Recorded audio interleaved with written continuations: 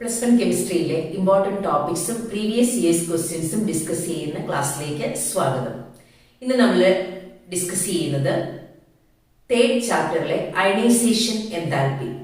കഴിഞ്ഞ ക്ലാസ്സിൽ നമ്മൾ അറ്റോമിക് സൈസ്, അയണിക് റേഡിയസ്, ഐസോ ഇലക്ട്രോണിക് സ്പീഷീസ് ഇവയെ കുറിച്ച് പഠിച്ചു.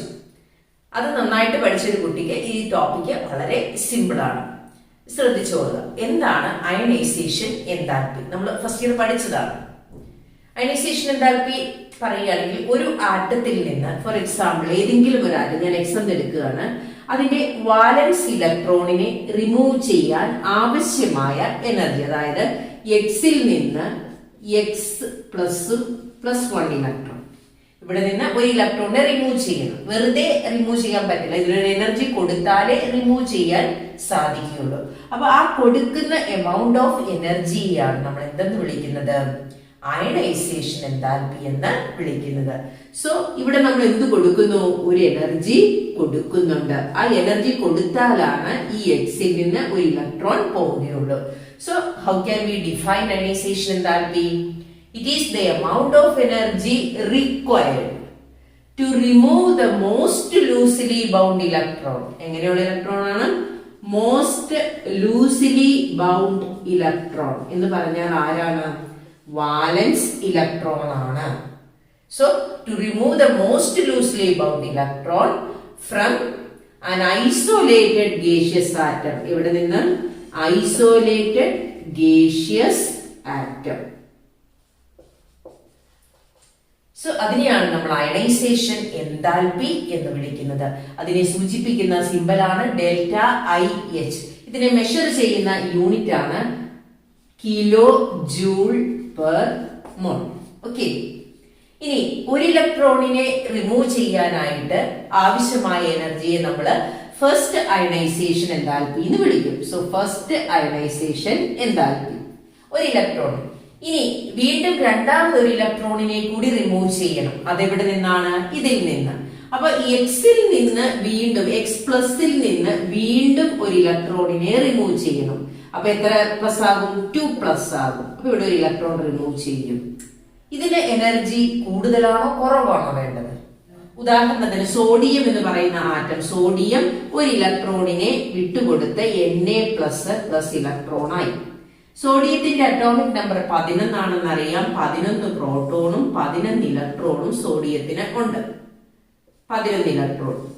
ഇനി ഇവിടെ Na+ ആയി കഴിഞ്ഞപ്പോൾ എത്രയായി? 11 പ്രോട്ടോണും 10 ഇലക്ട്രോണുമായി. ഇപ്പൊ ന്യൂക്ലിയർ ചാർജ് കൂടുതലല്ലേ, ഇലക്ട്രോണിന്റെ എണ്ണം കുറവല്ലേ? സോ ന്യൂക്ലിയസ് വളരെ ഇഫക്റ്റീവായിട്ട് ആരെ ചേർത്ത് നിർത്തും? ഈ 10 ഇലക്ട്രോണിനെ ചേർത്ത് നിർത്തും. ഇതിൽ നിന്നാണ് രണ്ടാമത് നമ്മൾ എന്ത് ചെയ്യേണ്ടത്? ഒരു ഇലക്ട്രോണിനെ കൂടി റിമൂവ് ചെയ്യേണ്ടത്. അപ്പം ഹൈ എമൗണ്ട് ഓഫ് എനർജി വേണ്ടേ? Because here the nuclear charge is high. So second ionisation enthalpy ഏത് ആറ്റത്തിന്റെ ആണെങ്കിലും എന്തായിരിക്കും? ഹൈ ആയിരിക്കും. So second ionisation enthalpy high ആയിരിക്കും. അപ്പൊ ഒരു പോസിറ്റീവ് ചാർജ് ഉള്ളതിൽ നിന്ന് ഒരു ഇലക്ട്രോണിനെ റിമൂവ് ചെയ്യാൻ ഹൈ എനർജി വേണം. അങ്ങനെയാണെങ്കിൽ തേർഡ് ഇലക്ട്രോണിനെ റിമൂവ് ചെയ്യാനോ, അതായത് 2 പോസിറ്റീവ് ചാർജ് ഉള്ള ഒരു സ്പീഷീസിൽ നിന്ന് X2+ നിന്ന് ഒരു ഇലക്ട്രോണിനെ കൂടി റിമൂവ് ചെയ്യാനോ വീണ്ടും അതിലും കൂടി എനർജി വേണം. So we can say third ionization enthalpy is more high. ആരേക്കാൾ?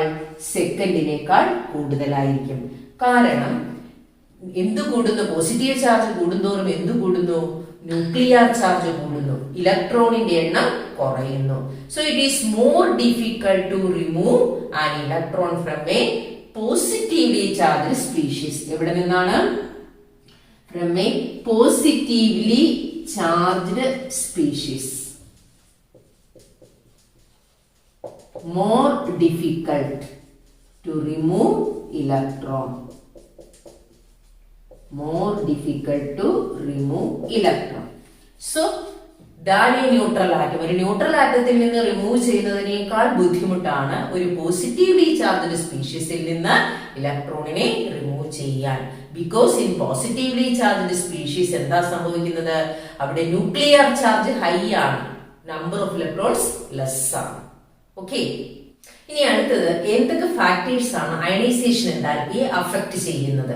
ഇത് പഠിച്ചാൽ തന്നെ അതിന്റെ പീരിയഡിൽ എങ്ങനെയാണ് അയണൈസേഷൻ എൻതാൽപ്പി വേരി ചെയ്യുന്നത്, ഗ്രൂപ്പിൽ എങ്ങനെയാണ് വേരി ചെയ്യുന്നത് നമുക്ക് വ്യക്തമായിട്ട് മനസ്സിലാകും. ഈ ടോപ്പിക്കിൽ നിന്ന് സ്ഥിരമായിട്ട് ക്വസ്റ്റ്യൻ ചോദിക്കുന്നുണ്ട് കേട്ടോ, അപ്പൊ ശ്രദ്ധിച്ചിരിക്കുക.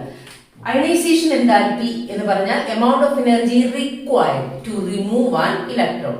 ഒരു വാലൻസ് ഇലക്ട്രോണിനെ റിമൂവ് ചെയ്യാൻ ആവശ്യമായ എനർജിയാണ്.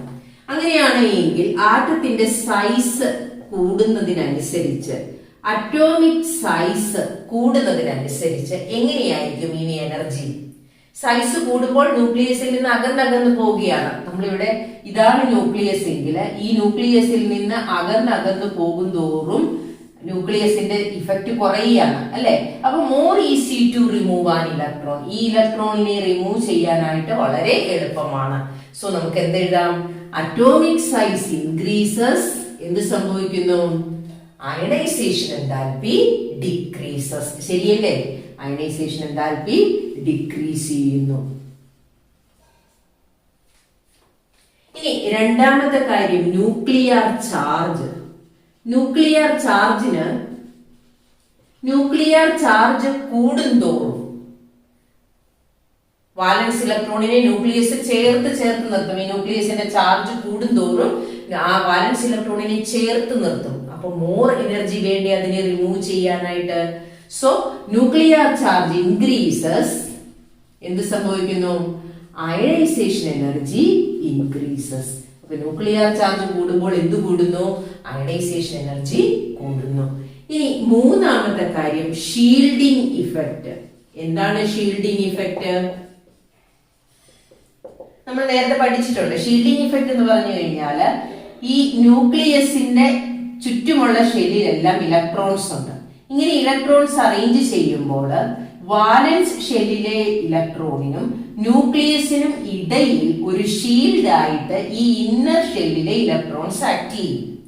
ന്യൂക്ലിയസിനും വാലൻസ് ഇലക്ട്രോണിനും ഇടയിൽ ഒരു ഷീൽഡ് ആയിട്ട് ഈ ഇന്നർ ഇലക്ട്രോൺസ് ആക്ട് ചെയ്യും. അപ്പൊ ന്യൂക്ലിയസിന് അതിന്റെ കംപ്ലീറ്റ് ന്യൂക്ലിയർ ചാർജും ആരിൽ ഏൽപ്പിക്കാൻ സാധിക്കില്ല? ഈ വാലൻസ് ഇലക്ട്രോണിൽ ഏൽപ്പിക്കാൻ സാധിക്കില്ല.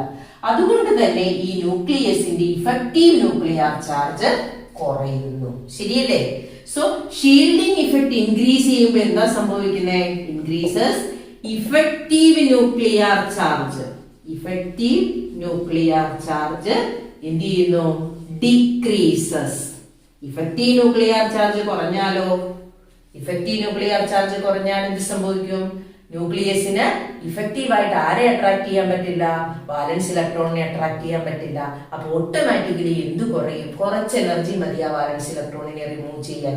So ionisation enthalpy decreases. അപ്പൊ ഷീൽഡിംഗ് ഇഫക്റ്റ് കൂടിയാൽ അയണൈസേഷൻ എൻതാൽപ്പി ഡിക്രീസ് ചെയ്യുന്നു. നാലാമത്തെ കാര്യം penetration effect of electrons. Penetration effect of electrons. എന്താണ് penetration effect of electrons?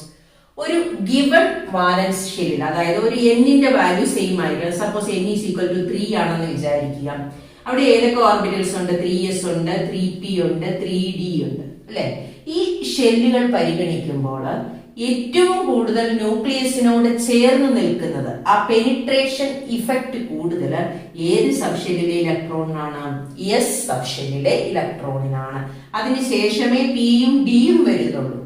So as penetration effect increases, അതായത് ന്യൂക്ലിയസിനോട് വളരെ ചേർന്ന് നിൽക്കുന്ന, ന്യൂക്ലിയസ് ഏറ്റവും കൂടുതൽ അട്രാക്ട് ചെയ്യുന്നത് എസ് സബ്ഷെല്ലിലെ ഇലക്ട്രോണിനെയാണ്. So more energy is required to remove an s electron. അതുകൊണ്ട് എസ് ഇലക്ട്രോണിനെ റിമൂവ് ചെയ്യാൻ കൂടുതൽ എനർജി വേണം. So ionisation enthalpy increases. So high ionization enthalpy ആർക്കായിരിക്കും? പെനിട്രേഷൻ ഇഫക്റ്റ് ഏറ്റവും കൂടുതലുള്ള എസ് സബ്ഷെല്ലിലെ ഇലക്ട്രോണിനായിരിക്കും. അതിനുശേഷം പി സബ്ഷെല്ലിലെ, അതിനുശേഷം ഡി സബ്ഷെല്ലിലെ. ഒരു ഗിവൺ പ്രിൻസിപ്പൽ ഷെല്ലിലാണ് കേട്ടോ ഇത്. ഇനി n = 4 ആണെങ്കിൽ ആ 4s 4p 4d 4f അതിൽ ഏറ്റവും കൂടുതൽ പെനിട്രേഷൻ ഇഫക്റ്റ് ആരായിരിക്കും?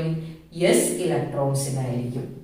So penetration effect of s electron, penetration effect of electrons, അതില് s electrons need high ionization enthalpy. High ionization enthalpy ആർക്കാണ്? യെസ്, ഇലക്ട്രോൺസിനാണ്. Okay, now the fifth point, half filled and fully filled state. ഏതാണ്? Half filled and fully filled state.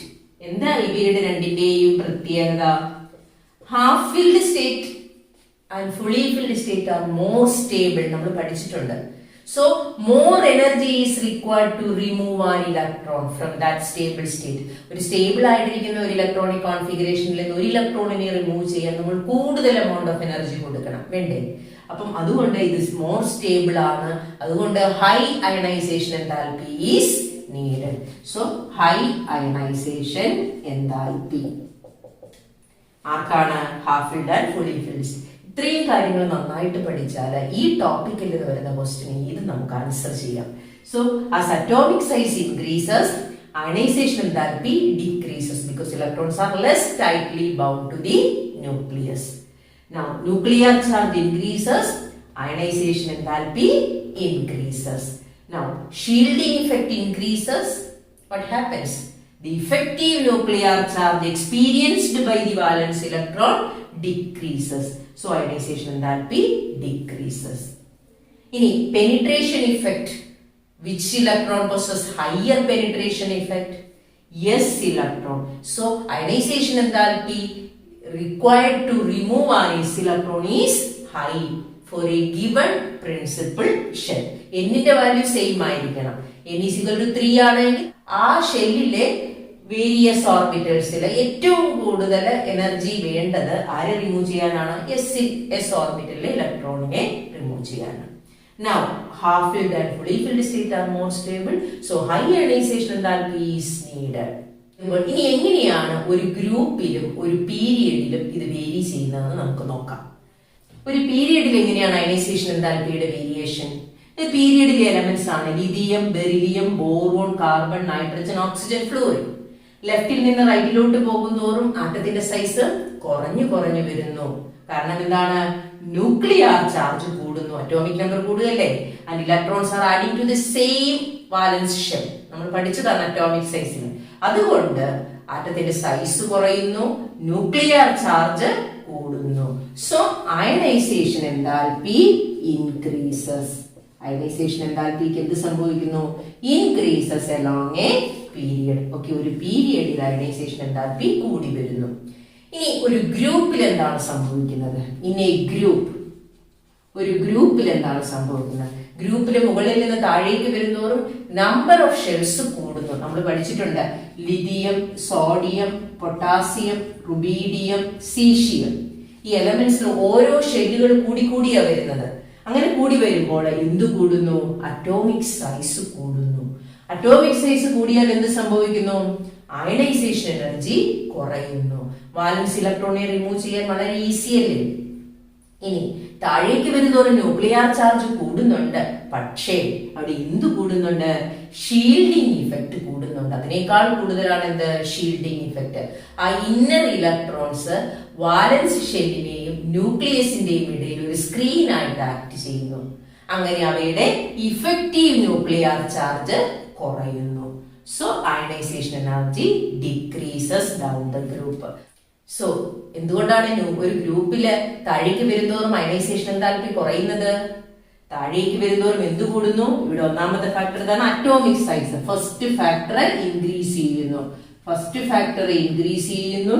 അതുപോലെ second factor increase ചെയ്യുന്നുണ്ട്. പക്ഷെ അതിനേക്കാൾ കൂടുതലാണ് എന്ത്?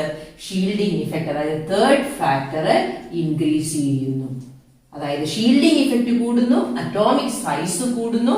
അതുകൊണ്ട് ഇഫക്റ്റീവ് ന്യൂക്ലിയർ ചാർജ് കുറയുന്നു. എന്ത് കുറയുന്നു? ഇഫക്റ്റീവ് ന്യൂക്ലിയർ ചാർജ് ഡിക്രീസസ്, അത് കുറയുന്നു. ഇഫക്റ്റീവ് ന്യൂക്ലിയർ ചാർജ് കുറഞ്ഞു കഴിയുമ്പോൾ അയണൈസേഷൻ എൻതാൽപ്പി കുറയുന്നു. കാരണം കുറച്ച് എനർജി മതി പിന്നെ വാലൻസ് ഇലക്ട്രോണിനെ റിമൂവ് ചെയ്യാൻ. So ionisation enthalpy decreases.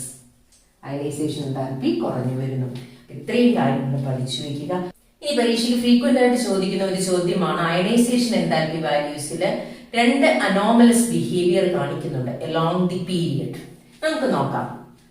Lithium, beryllium, boron, carbon, nitrogen, oxygen, fluorine, neon.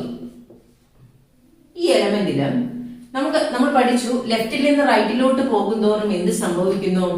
Ionisation enthalpy increase ചെയ്യുന്നു. Ionisation enthalpy increases. എന്നാൽ ഈ ബെറീലിയത്തിന്റെ അയണൈസേഷൻ എൻതാൽപ്പി ഹൈ ആണ്. ആരേക്കാൾ? ബോറോണിനേക്കാൾ. ബോറോണിന്റെ ലോ ആണ്. ഇത് ഇവിടെ ഒരു അനോമലസ് ബിഹേവിയർ അല്ലേ? ബെറീലിയത്തിന്റെ അയണൈസേഷൻ എൻതാൽപ്പിയേക്കാൾ കൂടണ്ടേ ബോറോണിന്? പക്ഷെ ഇവിടെ ബോറോണിന്റെ അയണൈസേഷൻ എൻതാൽപ്പി ലോ ആണ്. ഇനി ഇങ്ങോട്ട് വരുമ്പോൾ നൈട്രജന്റെ അയണൈസേഷൻ എൻതാൽപ്പി ഹൈ ആണ്. എന്നാൽ ഓക്സിജന്റെ അയണൈസേഷൻ എൻതാൽപ്പി ലോ ആണ്. ആരേക്കാൾ? നൈട്രജനേക്കാൾ. ഇതിന്റെ റീസൺ ഇത് പരീക്ഷയ്ക്ക് സ്ഥിരം ചോദിക്കുന്ന ഒരു ക്വസ്റ്റ്യൻ ആണ്. ഇത് എക്സ്പ്ലനേഷൻ ഇങ്ങനെയാണ്. നമ്മൾ 4 റീസൺ പഠിച്ചു അല്ലെ? ഏതൊക്കെയാണ്? Atomic size, nuclear charge, shielding effect, penetration effect, half filled and fully filled state. 5 എണ്ണം അല്ലെ? Give reason. The ionization enthalpy of beryllium is higher than boron. അല്ലെങ്കിൽ ionization enthalpy of nitrogen is higher than oxygen. Give reason ചോദിക്കുന്ന ചോദ്യമാണ്. അങ്ങനെ വരുമ്പോൾ ആദ്യം നിങ്ങൾ electronic configuration എഴുതുക. 1s2 2s2 ബെറിലിയത്തിന്റെ. ബോറോണിന്റെ 1s2 2s2 2p1. ഇവിടെ നോക്കിക്കഴിഞ്ഞാൽ 2 കാര്യങ്ങൾ നമുക്ക് മനസ്സിലാകും. ഇവിടെ എസ് സബ് ഷെൽ, ഇവിടെ ഗിവൺ പ്രിൻസിപ്പൽ ഷെൽ എന്ന് പറയുന്നത് n=2 ആണ്. n=2 ഏത് സബ് ഷെല്ലിലെ ഇലക്ട്രോണാണ് മോർ പെനിട്രേഷൻ ഇഫക്റ്റ്? എസ് സബ് ഷെല്ലിലെ ഇലക്ട്രോൺ അല്ലേ? So more ionization enthalpy is needed to remove this s electron. So penetration effect കൂടുതലുള്ള ഇലക്ട്രോണിനെ റിമൂവ് ചെയ്യാൻ high amount of ionization enthalpy വേണം. ഇവിടെ 2p സബ് ഷെല്ലിലെ ഇലക്ട്രോണിന് 2p ഇലക്ട്രോണിനെ റിമൂവ് ചെയ്യാൻ കുറച്ച് എനർജി പോരെ? Because the penetration effect of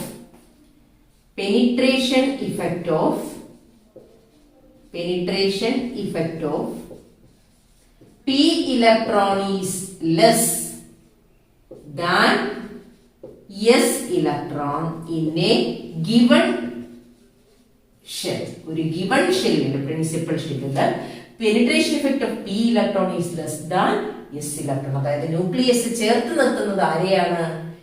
s ഇലക്ട്രോണിനെയാണ്. So less amount of energy is needed to remove this electron. ഇനി മറ്റൊരു കാര്യം പറയുകയാണെങ്കിൽ, ഒന്നാമത്തെ കാര്യം. മറ്റൊരു കാര്യം പറയുകയാണെങ്കിൽ നോക്കിയാൽ ബെറീലിയത്തിന്റെ ഫുള്ളി ഫിൽഡ് സ്റ്റേറ്റ് അല്ലേ? S subshell fully filled അല്ലേ? So s orbital fully filled ആണ്. അങ്ങനെ ഫുള്ളി ഫിൽഡ് ആകുന്ന സ്റ്റേറ്റ് സ്റ്റേബിൾ അല്ലേ? So more energy is needed to remove an electron. അതുകൊണ്ട് ഹൈ അയണൈസേഷൻ എൻതാൽപ്പിയാണ്. അങ്ങനെയും പറയാം. ഇനി ഇവിടെ ഒരു ഇലക്ട്രോണിനെ റിമൂവ് ചെയ്താൽ, ബോറോണില് ഒരു ഇലക്ട്രോണിനെ റിമൂവ് ചെയ്താൽ ഏത് കോൺഫിഗറേഷനിലേക്ക് കിട്ടും? 1s2 2s2 സ്റ്റേബിൾ അല്ലേ? അതും ഒരു റീസൺ ആയിട്ട് നമുക്ക് എഴുതാം. So due to this reason the beryllium possesses higher ionization enthalpy. Okay. ഇനി അടുത്ത അനോമലസ് വാല്യൂ നൈട്രജൻ ആണ്. നൈട്രജനും ഓക്സിജനുമാണ്. നൈട്രജന്റെ ഹൈ ആണ്, ഓക്സിജന്റെ ലോ ആണ്. ശരിക്കും വരേണ്ടത് ഓക്സിജന്റെ നൈട്രജനേക്കാൾ കൂടേണ്ടതാണ്. ഇവിടെ റീസൺ എന്തായിരിക്കും? നൈട്രജന്റെ ഇലക്ട്രോണിക് കോൺഫിഗറേഷൻ എഴുതണം. ഈ ഏത് രീതിയിൽ ക്വസ്റ്റ്യൻ ചോദിച്ചാലും ആദ്യം അയണൈസേഷൻ എൻതാൽപ്പി എന്താണെന്ന് എഴുതണം കേട്ടോ. സോ നൈട്രജന്റെ ഇലക്ട്രോണിക് കോൺഫിഗറേഷൻ ആദ്യം എഴുതാം. 1s2 2s2 2p3. ഓക്സിജന്റെ 1s2 2s2 2p4. ഓക്കെ. ഇത് നോക്കുമ്പോൾ തന്നെ ഫാക്ടേഴ്സ് അഫക്റ്റിംഗ് അയണൈസേഷൻ എൻതാൽപ്പി നമ്മൾ പറഞ്ഞ ഒരു ഫാക്ടർ ഇവിടെ സാറ്റിസ്ഫൈ ചെയ്യുന്നില്ലേ? ഈ സ്റ്റേറ്റ് എന്ന് പറയുന്നത് 2s2 2p3. 2p3 എന്ന് പറയുന്നത് ഹാഫ് ഫിൽഡ് സ്റ്റേറ്റ് അല്ലേ? സോ നൈട്രജൻ എന്താണ്? ഹാഫ് ഫിൽഡ് സ്റ്റേറ്റ് ആണ്. ഹാഫ് ഫിൽഡ് സ്റ്റേറ്റ് ആയതുകൊണ്ട് എന്താണ്? മോർ സ്റ്റേബിൾ ആണ്. മോർ സ്റ്റേബിൾ ആയതുകൊണ്ട് എന്താണ്? ഹൈ അയണൈസേഷൻ എൻതാൽപ്പി വേണം. കൂടുതൽ എമൗണ്ട് ഓഫ് എനർജി വേണം അതിനകത്ത് ഇലക്ട്രോണിനെ റിമൂവ് ചെയ്യാൻ. ഇനി ഓക്സിജന്റെ കേസിൽ നോക്കിക്കുകയും ഇവിടെ 2p സബ് ഷെൽ മാത്രം ഒന്ന് വരയ്ക്കുകയാണ് എങ്കിൽ 3 ഓർബിറ്റലാണുള്ളത്. അതിൽ 4 ഇലക്ട്രോൺ ഉണ്ട്. ഒരു ഓർബിറ്റലില് 2 ഇലക്ട്രോൺ ഉണ്ട്. അപ്പൊ ഇവിടെ എന്തുണ്ട്? ഇലക്ട്രോൺ റിപ്പൽഷൻ ഉണ്ട്. ഇലക്ട്രോൺ റിപ്പൽഷൻ ഉണ്ട് ഓക്സിജനിൽ. So it is easy to remove one electron. ഇനി അത് മാറിക്കഴിഞ്ഞാലോ it attains a half filled state. ശരിയല്ലേ? ഒരു ഇലക്ട്രോൺ ഇതിനകത്ത് റിമൂവ് ചെയ്ത് കഴിഞ്ഞാൽ അതിന് കിട്ടുന്ന ഏതാണ്? 1s2 2s2 2p3. That is a half filled state. So the first ionisation enthalpy of oxygen is lower than that of nitrogen. പരീക്ഷയ്ക്ക് ഫ്രീക്വന്റ് ആയിട്ട് ചോദിക്കുന്ന ക്വസ്റ്റ്യൻ ആണ് കേട്ടോ. ഓക്കെ, ഇനി ഈ ടോപ്പിക്കിൽ നിന്ന് പ്രീവിയസ് ഇയേഴ്സിൽ ചോദിച്ചിട്ടുള്ള ചോദ്യങ്ങൾ. ഫസ്റ്റ് ക്വസ്റ്റ്യൻ ഒരു ഗ്രാഫിനെ ബേസ് ചെയ്തതാണ്. അവിടെ ഒരു ഗ്രാഫ് കൊടുത്തിട്ടുണ്ട്. ഈ ടോപ്പിക്കിൽ നിന്നുള്ള ഗ്രാഫ് ക്വസ്റ്റ്യൻ ആയിട്ട് തന്ന് പരീക്ഷയ്ക്ക് ചോദ്യങ്ങൾ ചോദിച്ചിട്ടുണ്ട്. അതുകൊണ്ട് എല്ലാ ഗ്രാഫും ഇമ്പോർട്ടന്റ് ആണ്.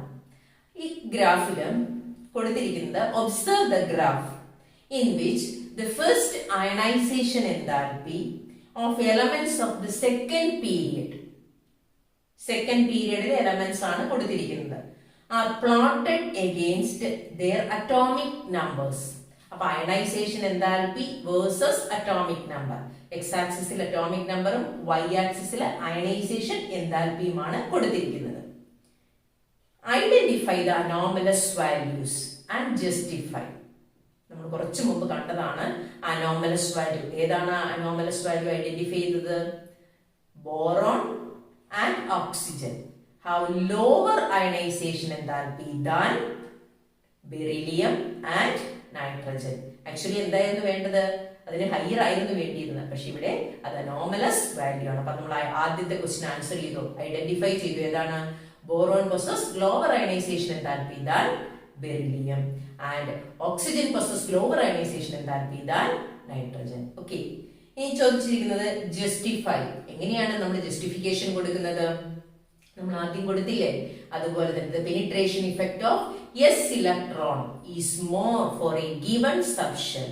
So it is very difficult to remove an electron from S subshell. So the ionization enthalpy of beryllium is higher. Okay. ഇനി അടുത്തത് നൈട്രജൻ ഓക്സിജൻ ലോ. നൈട്രജന്റെ ഹയർ ആകാൻ കാരണം എന്താണ്? Because of its stable half filled state. High ionization enthalpy for nitrogen. Okay, ഇനി അടുത്ത graph ശ്രദ്ധിച്ചോളൂ. Analyse the graph.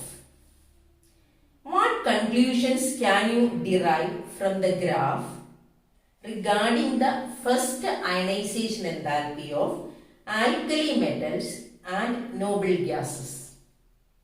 എന്ത് കൺക്ലൂഷൻ ആണ് ആ ഗ്രാഫിൽ നിന്ന് കിട്ടുന്നത്? അയണൈസേഷൻ എൻതാൽപ്പി വാല്യൂ വൈ ആക്സിസിലാണ്, എക്സ് ആക്സിസിൽ അറ്റോമിക് നമ്പർ ആണ് പ്ലോട്ട് ചെയ്തിരിക്കുന്നത്. അപ്പം ആ ഗ്രാഫിൽ നിന്ന് എന്താണ് നമുക്ക് കാണാൻ സാധിക്കുന്നത്? ഏറ്റവും കൂടുതൽ അയണൈസേഷൻ എൻതാൽപ്പി വാല്യൂ ഉള്ളത് ആർക്കാന്ന് നോക്കിക്കേ. ഏറ്റവും ടോപ്പിൽ കിടക്കുന്നത് ആരാണ്? Helium, neon, argon, krypton, xenon അല്ലെ? നോബിൾ ഗ്യാസസിനാണ്. അപ്പൊ നമ്മൾ കണ്ട ഒന്നാമത്തെ കാര്യം എന്താണ്? Noble gases possess highest ionisation enthalpy. അപ്പൊ പിന്നെ ലോവസ്റ്റ് ആർക്കാന്ന് നോക്കിക്കേ. ആൽക്കലി മെറ്റൽസ് അല്ലെ? സോ alkali metals possess lowest ionisation enthalpy. ഇനി എന്താണ് ചോദ്യം? Justify your answer. എന്താണ് ജസ്റ്റിഫിക്കേഷൻ? ശ്രദ്ധിച്ചേ. നോബിൾ ഗ്യാസസിന്റെ കോൺഫിഗറേഷൻ എന്ന് പറയുന്നത് എന്താണ്? ഫോർ എക്സാമ്പിൾ നിയോണിന്റെ നമുക്ക് എഴുതി നോക്കാം. 1s2 2s2 2p6 ആണ് നിയോണിന്റെ. ഈ ഇതിന്റെ വാലൻസ് ഷെൽ എന്ന് പറയുന്നത് എത്ര ഇലക്ട്രോൺ ആണെന്ന് നോക്കിക്കേ. 6 + 2 that is 8. 8 എന്ന് പറയുന്നത് ഒക്ടറ്റ് സ്റ്റേറ്റ് ആണ്. ഒക്ടറ്റ് എന്ന് പറയുന്നത് സ്റ്റേബിൾ ഇലക്ട്രോണിക് കോൺഫിഗറേഷൻ ആണ്. സോ സ്റ്റേബിൾ ഇലക്ട്രോണിക് കോൺഫിഗറേഷൻ വരുമ്പോൾ ഫുള്ളി ഫിൽഡ് സ്റ്റേറ്റ് വരുമ്പോൾ എന്താണ്? High amount of energy is needed. So the ionization enthalpy is higher. അതുകൊണ്ടായിരിക്കും noble gases ionization enthalpy higher ആകുന്നത്, due to their stable fully filled state. Okay, ഇനി alkali മെറ്റൽസിന്റെ ionization enthalpy lower ആകാൻ കാരണം എന്താണ്? Due to its large atomic size. എന്താണ്? Atomic size alkali മെറ്റൽസിന് എങ്ങനെയായിരിക്കും? ഹൈ ആയിരിക്കും. So high atomic size of alkali metals. It is more easy to remove the valence electron. ഒറ്റ valence electron ഉള്ളൂ. So it is very easy to remove the electron. അത് മാത്രമല്ല, അതിനെ remove ചെയ്ത് കഴിഞ്ഞാൽ, ഒരു ഇലക്ട്രോണിനെ റിമൂവ് ചെയ്ത് കഴിഞ്ഞാൽ, ഫോർ എക്സാമ്പിൾ നോക്കിക്കേ, സോഡിയത്തിന്റെ എത്രയാണ്? 11 ആണ് atomic number. 1s2 2s2 2p6 3s1. ഈ ഒരെണ്ണത്തിനെ റിമൂവ് ചെയ്ത് കഴിഞ്ഞാൽ അതിന് കിട്ടുന്ന കോൺഫിഗറേഷൻ ഏതാണ്? സ്റ്റേബിൾ നോബിൾ ഗ്യാസ് കോൺഫിഗറേഷൻ ആണ്. അതിന്റെ അറ്റോമിക് സൈസ് കൂടുതലായതുകൊണ്ട് അതിന് ഈസി ആയിട്ട് റിമൂവ് ചെയ്യാം. അതോടൊപ്പം by removing one electron it attains a stable noble gas configuration.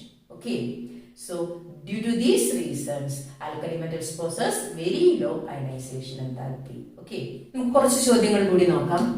The second ionization enthalpy of an element is always greater than that of the first ionization enthalpy. Second ionization enthalpy എന്താണ്? കൂടുതലാണ് ആരേക്കാൾ? First ionization എൻതാൽപ്പിക്കാൾ. First ionisation enthalpy എന്ന് പറഞ്ഞാൽ എന്താണ്? ഒരു ഇലക്ട്രോണിനെ remove ചെയ്യാൻ Na+ ആക്കി മാറ്റാൻ ആവശ്യമായതാണ് ഫസ്റ്റ് അയണൈസേഷൻ എൻതാൽപ്പി. എക്സാമ്പിൾ ആണ് കേട്ടോ, ഏത് ആറ്റം വേണമെങ്കിലും നമുക്ക് എടുക്കാം. സോ ഫസ്റ്റ് അയണൈസേഷൻ എൻതാൽപ്പി ഇതാണ്.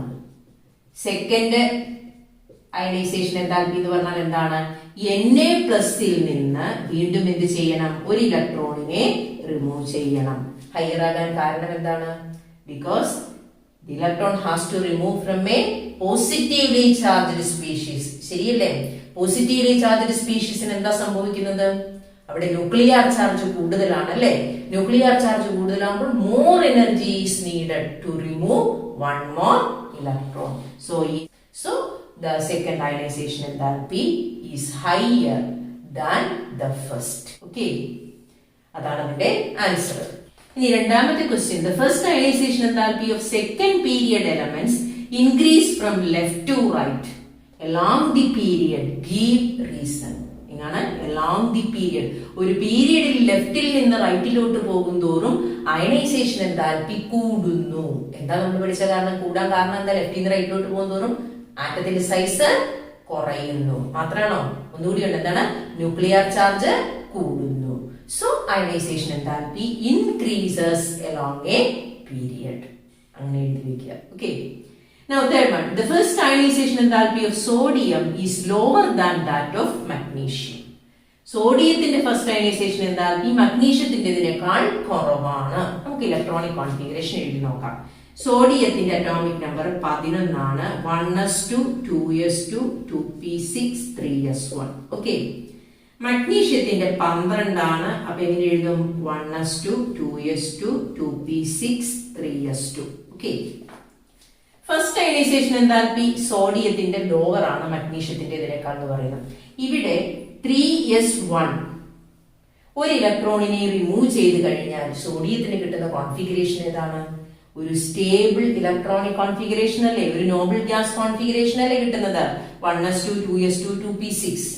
So it is easy to remove the valence electron of sodium. അപ്പം by removing one electron, sodium attains a stable configuration, stable noble gas configuration. By removing one electron, stable noble gas configuration ആണ് ആർക്ക് കിട്ടുന്നത്? സോഡിയത്തിന് കിട്ടുന്നു. So ionization enthalpy lower ആണ്. ശരിയല്ലേ? ഇനി second ionisation enthalpy higher ആകാൻ കാരണം എന്താണ്?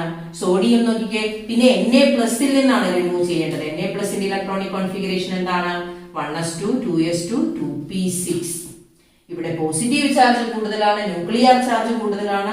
ഇവിടെ ഇപ്പോൾ 11 പ്രോട്ടോണും 10 ഇലക്ട്രോണേ ഉള്ളൂ. ശരിയല്ലേ? 11 പ്രോട്ടോണും 10 ഇലക്ട്രോണുമാണുള്ളത്. അപ്പൊ അതിൽ നിന്ന് വീണ്ടും ഒരു ഇലക്ട്രോണിനെ കൂടി റിമൂവ് ചെയ്യുക എന്ന് പറയുന്നത് വളരെ എനർജി ആവശ്യമുള്ള ഒരു കാര്യമാണ്. ഒന്നാമത്തെ കാര്യം, ഇതിന് സ്റ്റേബിൾ കോൺഫിഗറേഷൻ ആണ്. രണ്ട്, ഇതിന്റെ പോസിറ്റീവ് ചാർജ് ന്യൂക്ലിയർ ചാർജ് കൂടുതലാണ്. So it is difficult to remove an electron from this species. That is why second ionization enthalpy of sodium is higher than that of magnesium. Okay. അടുത്ത question, does the ionization enthalpy decrease along a group? Give reason.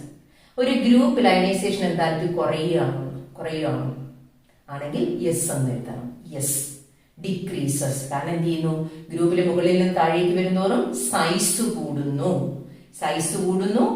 Shielding effect കൂടുന്നു. Shielding effect കൂടുമ്പോൾ എന്ത് കുറയുന്നു? Effective nuclear charge കുറയുന്നു.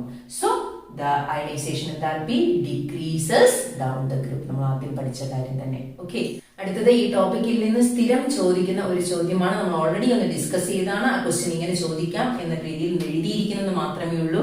Give reason. Nitrogen has higher ionization enthalpy than oxygen. നൈട്രജന് ഓക്സിജനേക്കാൾ higher ionization എൻതാൽപ്പിയാണ്. ഇതെന്താണ്? അനോമലസ് വാല്യൂസ് ആണ് അല്ലെ? ആ ക്വസ്റ്റ്യൻ ഇങ്ങനെയും ചോദിക്കാം. അല്ലെങ്കിൽ oxygen has lower ionization enthalpy than nitrogen, അങ്ങനെയും ചോദിക്കാം. ഈ രണ്ട് രീതിയിലും ഈ ക്വസ്റ്റ്യൻ ചോദിക്കാം. ഇനി second one, beryllium has higher ionization enthalpy than boron. ബോറോണിനേക്കാൾ ഹയർ അയണൈസേഷൻ എൻതാൽപ്പിയാണ് ബെറിലിയത്തിന്. കാരണം എന്താണ്? Penetration effect of S electron is more in the case of beryllium, so higher amount of ionization enthalpy is needed to remove the S electron എന്ന് പറയുക. ബോറോണിന്റെയും നമ്മൾ explain ചെയ്തതാണ്, അതുപോലെ തന്നെ പഠിച്ചു വെക്കുക. ഓക്കെ, അപ്പൊ ഇന്ന് ഇത് വളരെ ഇമ്പോർട്ടന്റ് ആണ് ഈ ക്വസ്റ്റ്യൻസ്. ഇതിനകത്ത് ഏതെങ്കിലും മാറി മാറി ചോദിക്കാറുണ്ട്. അപ്പൊ ഇന്ന് ഡിസ്കസ് ചെയ്ത ഈ ടോപ്പിക്കും ഈ ക്വസ്റ്റ്യനും നന്നായിട്ട് പഠിക്കുക. ഇതിനകത്തുനിന്ന് ഒരു ക്വസ്റ്റ്യൻ നിങ്ങൾക്ക് പബ്ലിക് എക്സാമിന് പ്രതീക്ഷിക്കാം. പിന്നെ ഡിസ്കസ് ചെയ്ത കാര്യങ്ങൾ നന്നായിട്ട് മനസ്സിലായിട്ടുണ്ടെന്ന് വിചാരിക്കുന്നു. നിങ്ങളുടെ അഭിപ്രായങ്ങൾ അറിയിക്കണം. And thank you for watching.